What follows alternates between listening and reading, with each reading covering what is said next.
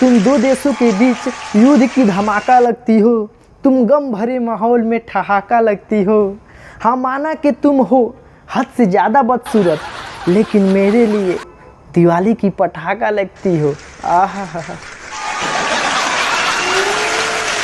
Hi hello नमस्कार प्रणाम।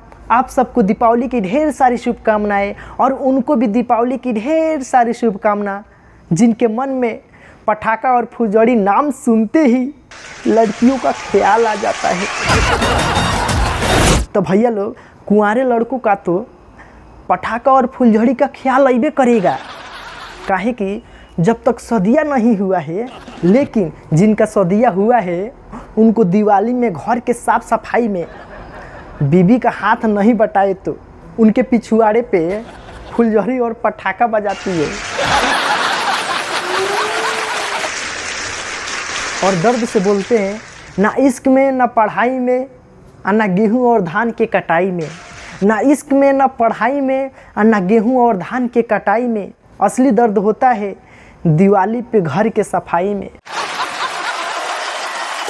इसी को ध्यान रखते हुए आप सबको आवश्यक सूचना, जिनका भी शादी हुआ है वो अपने अपने धर्म पत्नी के साथ घर के साफ सफाई मेहनत और लगन से करे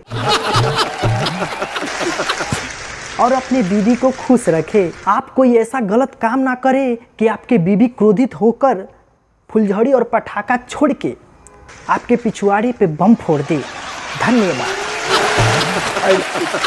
भाई साहब, जैसे ही दिवाली आती है तो आजकल के लोग व्हाट्सएप, फेसबुक और इंस्टा पे बधाई के साथ साथ मिठाइयाँ भी भेज देते हैं।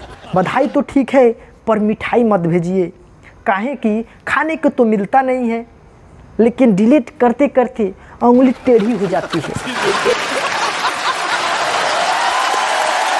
तो भाई साहब, दिवाली में दुकानदार मिठाई बेचने के लिए किसी हद तक गुजर जाते हैं। एक मिठाई वाले ने पोस्टर पे लिखा था, मिठाई पड़ोसन से ज़्यादा मीठी और नमकीन पति से ज़्यादा तीखी है।